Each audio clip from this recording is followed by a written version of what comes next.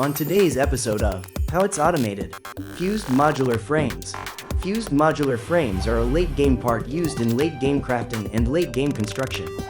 It is the late-game successor to everyone's favorite, not-so-late-game, pain-in-the-ass, heavy modular frames.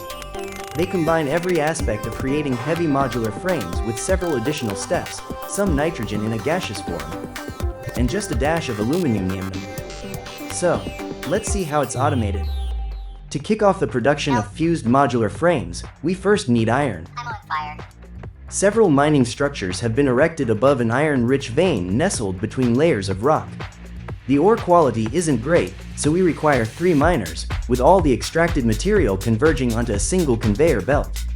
The ore swiftly travels to a smelting station where it undergoes processing. Here, smelters use intense laser beams to melt the ore. Once liquefied, the iron is carefully poured into molds, forming ingots. This process occurs within each of the 22 buildings. After cooling, the ingots are transported on a wave belt to the next platform. From the wave belts, our iron ingots are divided and set off on a 2-step adventure. First up, these ingots are gently nudged into constructor buildings. Inside, they're stamped into perfectly flat sheets, each exactly 1 meter by 1 meter. This magical transformation turns a whole stack of ingots into just 3 iron sheets, defying all laws of thermodynamics without generating any heat, a little-known fix-it miracle. The iron plates then embark on an underground journey to their next destination. But before we follow them, we still need to check out what happens to the rest of the ingots. These little guys are sent off to yet another constructor station. Just look at those 24 constructors, diligently rolling the iron into long, thin bars. One of these machines is on overdrive, moving faster than its companions. That's because it is malfunctioning. Once the iron rods are perfectly formed, they zip out of the machines and into a pair of closely placed lifts, like they're queuing up for a theme park ride. From there, the rods embark on an underground voyage to avoid the harsh UV rays of not 1, but 2 intense stars. Because, let's face it, nobody wants their rods sunburned. Emerging from deep within the planet's mantle, these rods are ready to fulfill their destiny. The constructors they encounter are quite similar to their predecessors, with one key difference: these ones are blue. And what do these blue beauties produce? Screws. Screws are perhaps one of the most enigmatic items in any factory.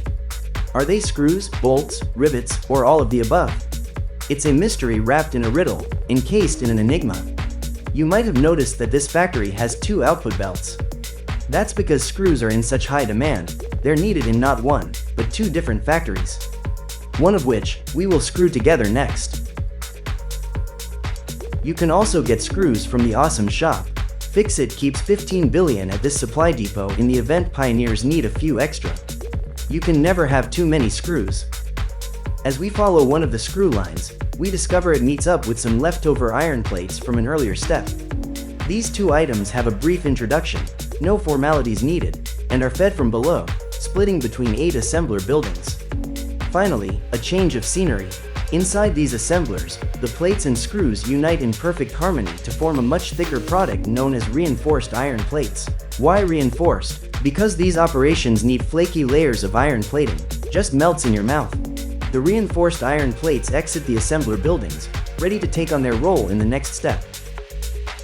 The reinforced iron plates are routed to the next assembler station where they meet up with some of the leftover iron rods from the mantle below. The assembled items are assembled inside of assembler buildings that assemble the assembled items using previously assembled items. In this case, reinforced plates and rods are used to create modular frames. The modular frames form the base for the fused frames, but several items are still needed. So let's see how those are automated next. For this next step, steel is needed, so 2 minerals are gathered up to create that metal alloy we all know and love. At this station, iron is pulled from the ground needing 2 miner buildings, as is what the drill box recommended due to its purity. Over here, coal, a combustible sedimentary rock used to provide carbon for the steel, is mined out. This one goes deep, so its purity is much better. This bridge allows proper support over the small but deep crack below. Have to get it mined before this island falls off the edge. Just don't look down. Both ores are then properly and expertly wave belted to the build site. Here, you see foundry buildings doing what they are best at: foundrying items. Inside of each foundry building, a mini-star heats the ore and stirs them together, creating pure bars of steel ingots. A flash freeze using laser beams before exiting solidifies the bars in a neat stack. The steel ingots are then belted away, combining with the other side before being routed to the underground lair. No pioneers were harmed in the making of this step. Here, in the underground lair, you can see the steel ingots being split before going back up to the surface in two places.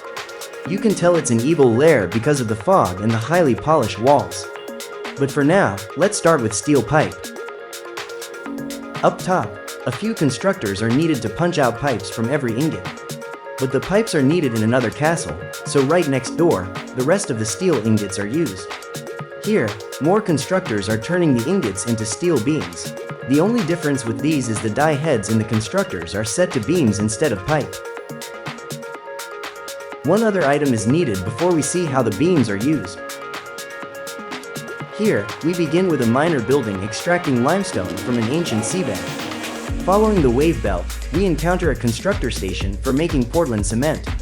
No smelters here, folks. It's a whole new ballgame. Inside the constructors, the raw meal, as they call it, is crushed, heated to a specific temperature, and then crushed again, producing a product called clinker. While other processes might add extra ingredients, this one sticks to good old baked limestone. Something my easy bake oven definitely can't handle. The concrete bags are then belted over to another small factory where they meet up with steel beams. The assemblers carefully form the concrete around the beams and send them out onto the belt. Somewhere along the way, they get wrapped in fix-it packaging. How did they get that on the beams? Now, with all four miner items made, we can see how the encased beams, steel pipe, screws, and modular frames are used. It was at this time during the recording process the employees warned us about the gaseous cloud and to avoid any rocks emitting the green gas. Good thing there's a fence. On the top of this weather-resistant rock layer, 3 manufacture buildings are needed to combine each item. Fix-It doesn't reveal the secret behind these buildings, but a $20 bill got us the information that they atomize each item, then combine all the particulate into the new item. In this case, heavy modular frames. That concludes the frame line, but a few more items are needed and that process begins in another biome. So let's do some editing magic and get over there. Here in the forest, amongst the paleberry bushes, 2 bauxite nodes are chosen and notified of their upcoming shift. Fix-It would like to take this moment to remind pioneers that the miner building is a pinch hazard. Both lines are combined as it appears we are using normal and impure nodes this episode. Thanks pre-planning team, doing great. Brisk, bright belts bounce bauxite bundles, bustling between towering trees, binding bauxite before bringing it to the buzzing processing bay. Translation: the belts are wave belted through the forest and to the awaiting train station. But that's not all it's carrying. Here we see a similar miner building, except the output is put through a loop before beginning its journey. Just look at that wave belting across the Bean Lake. With 2 of the items down, we look to the last one, which is right next to the station. Here, nitrogen bubbles to the surface and is captured by a well pressurizer. Only 2 extractors are needed to capture the correct amount of nitrogen. Now that all 3 items are gathered up for the next few steps, let's continue with the automated process. But first, roll that beautiful beam footage.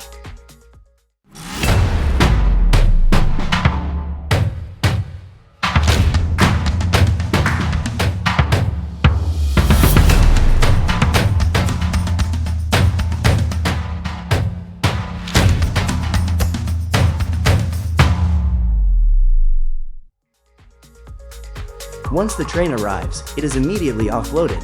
Here you can see the quartz and bauxite exiting the station. Let's follow the bauxite first and get to the quartz and nitrogen as they come into play. The bauxite goes through a rigorous belting designed to keep any foreign particulate from accumulating.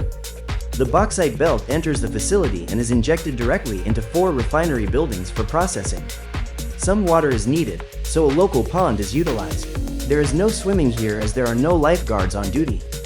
The refinery's main export is alumina solution, a milky white liquid that can also be used as paint. A byproduct from the bauxite processing just happens to be 99.999% pure silica powder. Something used later on. The alumina solution is stored in an industrial buffer to ensure an adequate flow even during a power outage. From there, the alumina solution flows to the next pair of refineries. But something is needed to filter the water out of the solution. For that, we need more coal. It's like someone thought coal was the same as activated carbon. Here, another miner building tapping into yet another coal seam. The coal is quickly routed to a truck station awaiting the delivery vehicle. Factory carts line up eager to receive a single bundle each. Any more, and the carts wouldn't be able to move. Along the way, some of the carts are lost as they slide down the hill into the abyss, but that's where their numbers come in. For the ones that make it, the next truck station offloads their cargo and sends it on its way to meet up with the alumina solution. Now that we have our coal, the coal is injected along with the alumina solution inside of 2 refineries. There, the refineries use the coal to filter the solid particles out of the solution, leaving us with 2 more items: water and aluminum scrap. As you can see, the water is rerouted back to the original refineries and is recycled into the process. The aluminum scrap comes out in little buckets already prepped for transportation. Before we catch up to those quick-moving buckets, it is time to check in on the quartz brought in by the train. Here, a series of constructors pulverize the quartz into an extra-fine powder of pure silica. The silica bags come out of the machines already bagged up and ready to go. Next up, you see the silica meets up with the aluminum scrap and is thrust into more foundries. The foundries only have one job, and they are very good at it: changing the state of anything from solid to liquid, combining any material. In this instance, the combined item is pure aluminum ingots. Just look at them shine. No oxide layer here, folks. The aluminum ingots are combined just beneath the platform in an attempt to save space. Fix-It employees must be efficient. In the back corner, a cave is utilized to transport the aluminum ingots to the next stage. It is quite the extensive cave, and they have lined it with concrete, but it also allows the ingots time to properly cool down. The lights also keep the very dangerous cave dwellers at bay.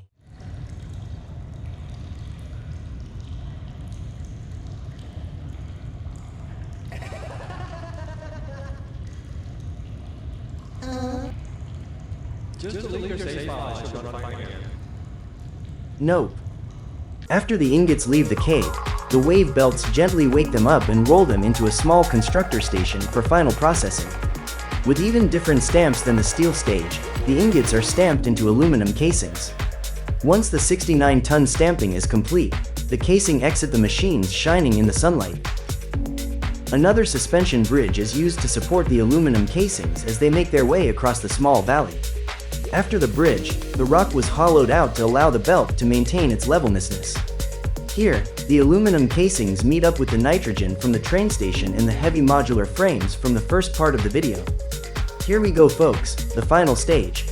During the building process, these pioneers also made sure to build proper supports for the 2 belts and pipe, while also allowing the native species access to move under them freely. Once across, the 2 items and gas are elevated to a higher plane to begin processing. The items are split and divided evenly between each blender from under the platform. Inside the buildings, the items are stirred until completely dissolved as per the Fix-It instruction manual, which I am sure you all have read. This process takes about 40 seconds each. Once complete, the items are dried and ejected out of the back of the blender and onto a series of belts. The ultraviolet light from the intense stars aid in curing the fused modular frames as they are wave belted away. Here, the wave belt takes the items to a drone station for immediate delivery once the cargo is full.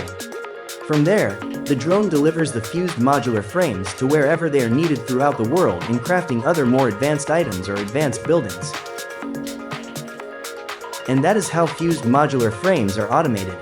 Fused modular frames are quite the item to automate, even so much more than heavy modular frames.